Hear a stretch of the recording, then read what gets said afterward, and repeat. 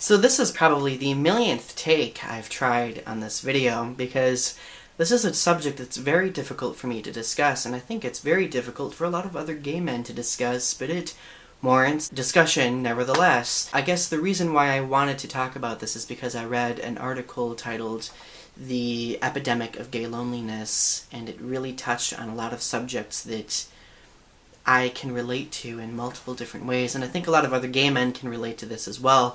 I remember crying several times because the whole premise of the article talks about how after coming out, gay men suffer through the difficulty of developing connections with other people because we, in a way, distance ourselves. Because when we come out, we expect everything to be sunshine and rainbows. We expect to find love. We expect to develop meaningful relationships.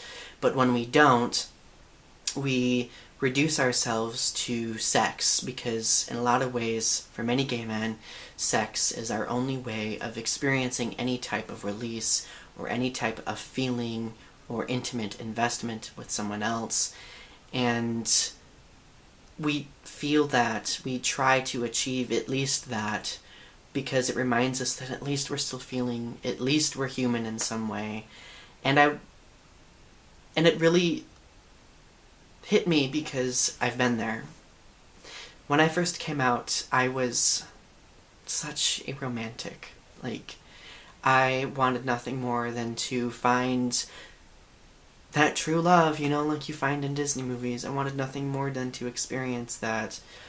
And when I didn't, when I had multiple situations where I had gay men telling me that I was never good enough, that I'm not tall enough, that my voice is too high, that I'm too scrawny or too fat or too ugly, I realized that at least as long as I could make myself sexually appealing to gay men, at least I was appealing in some way.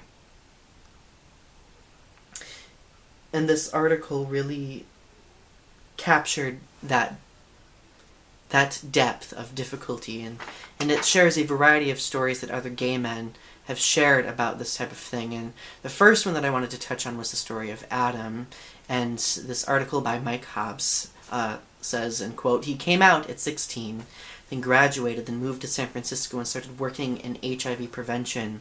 But the feeling of distance from other people didn't go away.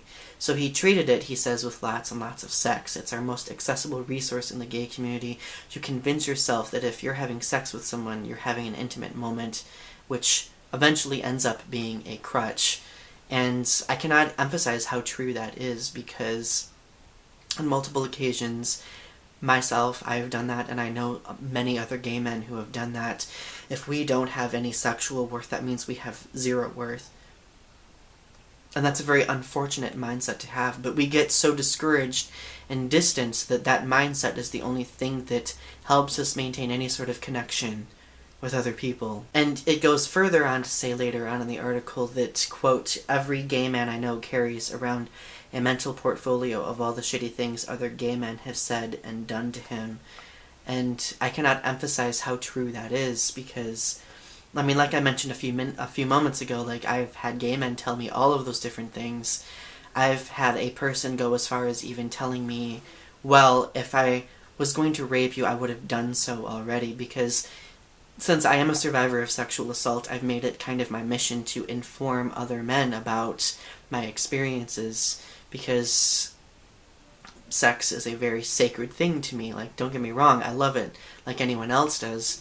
But as I've grown older and as I've come to terms with my experiences, I've grown to realize that sex is something more important.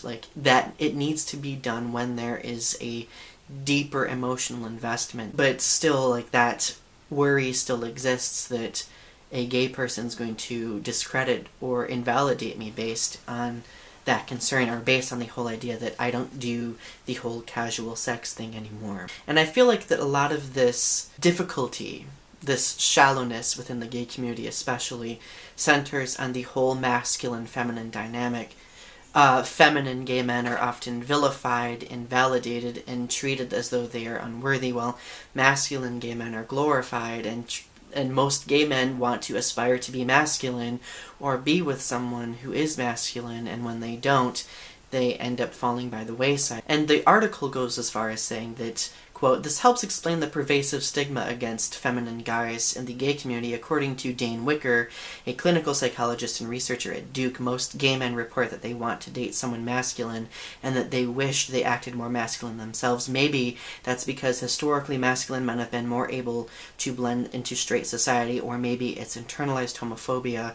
Feminine gay men are still stereotyped as bottoms." That quote really resonated deeply with me because the central problem within the gay community is this dynamic between masculinity and femininity, and that comes back down to the whole cultural idea that anything feminine is deemed weak, while anything masculine is deemed powerful. And it really made me a bit upset, and this is actually one of the points where I started crying while reading this article, because I started thinking about all the different ways that I've tried to make myself fit more so into straight society. And as a teacher, a person who is used to public speaking, I realized that I always over-masculinize myself. Or over-masculate myself, I guess is the correct word. And I remember so many different mornings where I would just stand in front of the mirror and try to deepen my voice. I would try to make myself seem a lot more masculine. That way people would not even get an idea that I was gay. And I do that a lot. I do that while I talk on the phone. I do that when I talk to random people in the store, because I'm always afraid of people listening to me and being like, oh, well, that person's clearly gay. I've been aware of it, but I've not been trying to overcome it.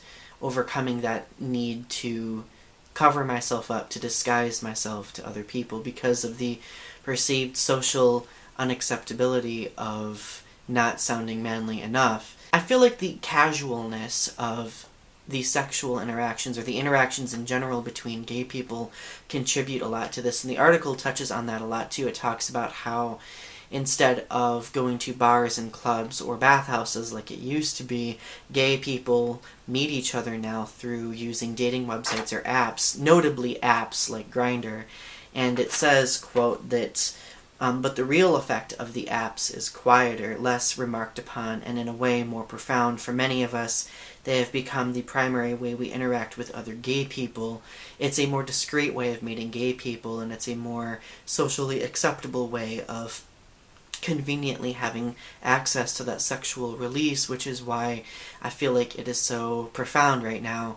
And I'm not gonna lie, like, I have used Grindr myself, much to my dismay. I used to get really upset over the fact that I even did it, even though I did meet my boyfriend on there, and he's really great. So I guess there are situations where it is okay and acceptable, because there are other people who want something more, but I cannot even begin to tell you how many comments that I had to wade through that were nothing but send me a genital picture, send me body pictures of yourself. The interactions were reduced strictly to physicality and sexual prowess, and that was very unsettling for me, because as a person who wants something more, I'm frankly at the point in my life where I'm tired of being reduced to what I'm capable of doing sexually. And to me, it seems like this whole reliance on sex, it centers around the idea that gay men have a difficult time articulating their emotions because we aren't really taught to. We're taught that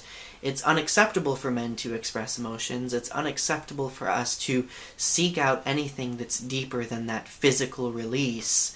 And the article touches on that too. It mentions a stress researcher who just ran the country's first randomized control trial of gay-affirming cognitive behavior therapy, and after years of emotional avoidance, this person comes to the conclusion that many gay men literally don't know what they're feeling. He says that when a partner says, "I love you," they reply, the other partner will reply with, "Well, I love pancakes," and then they break it off with the guy they're seeing because he leaves a toothbrush at their house.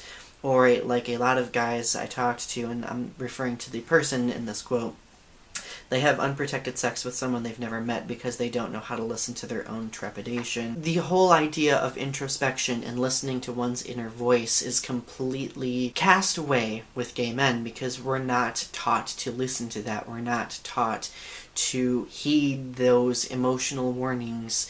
And I think that's what causes a lot of this distance feeling. That's what causes us to detach and believe that we're only capable of experiencing that physical release. That to us is intimacy. It bothers me a lot because I've been there. What's even more distancing and what's even more lonely is being one of the few gay people who has realized that and exists in a community that is still largely trying to discover themselves and are trying to discover the idea that, you know, we can feel something deeper than the sexual release. And keep in mind, this isn't saying that sex is a bad thing. This isn't saying that sexual positivity is not a good thing. But there is a very fine line between sexual positivity and then using sex as the only means to experience any sort of feeling. Anyway, I really think that all of you should read this article. It's very important to read. It's very important information. And I plan on doing more videos about this subject in the future because it really, like I said earlier, struck a deep chord.